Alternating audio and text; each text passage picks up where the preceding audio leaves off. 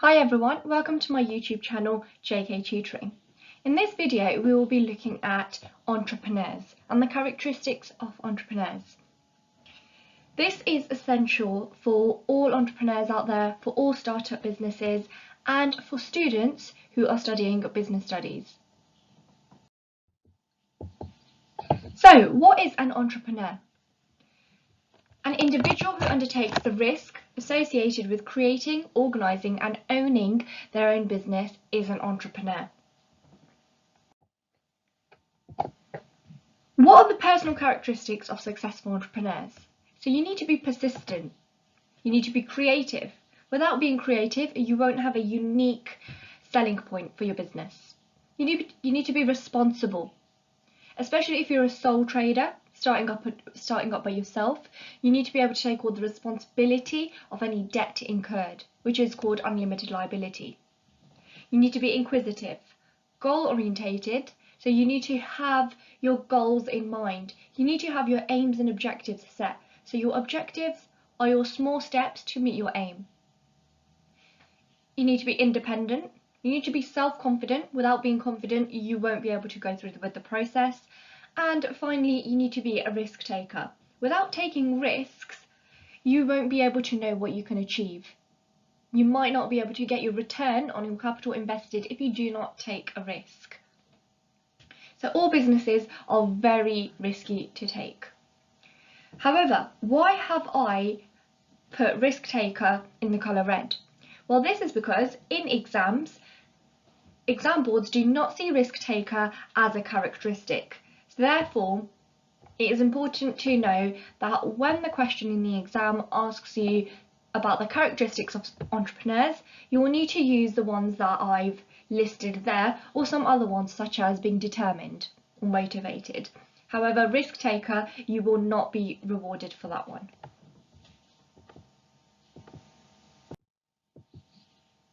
So let's have a look at 5 steps of the entrepreneurial process, which we'll go through in detail. Number 1, discovery. 2, concept development. 3, resourcing.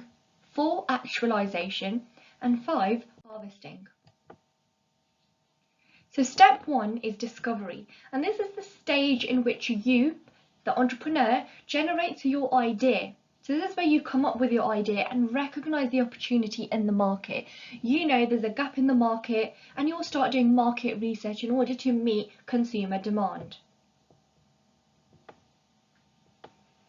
Entrepreneurs need to consider the following: their hobbies or skills, something you're good at, consumer needs and demands, so what there is a need for in the market. You need to be able to conduct surveys and questionnaires, which we looked at in our previous videos about market research.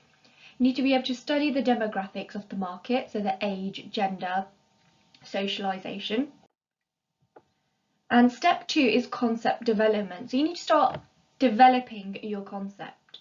So you need to be able to develop a business plan. Before you start a business, everyone needs to have a business plan. It doesn't matter if it's small or if it's a number of pages.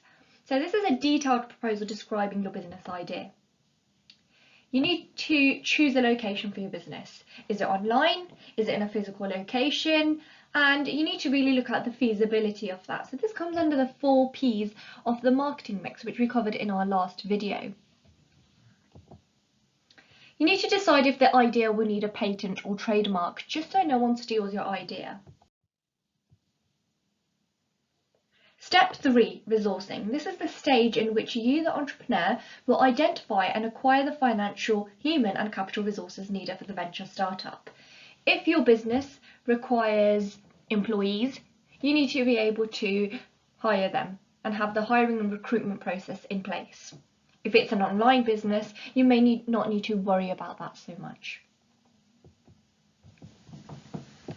So you need to be able to identify potential investors, apply for loans, grants and financial assistance, depending on how large your business is or how you're going to scale your business, hire employees, as I said.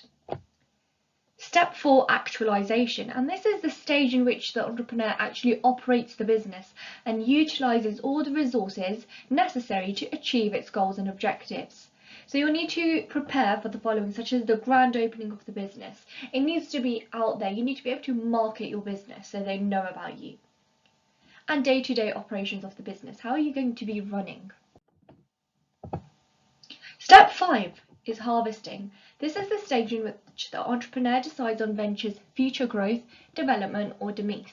So linking this to the product life cycle, this is where you're in the growth stage, so in the middle part of your product life cycle, where you really need to think about growing and scaling your business, just so your business doesn't go into the decline stage and start becoming obsolete.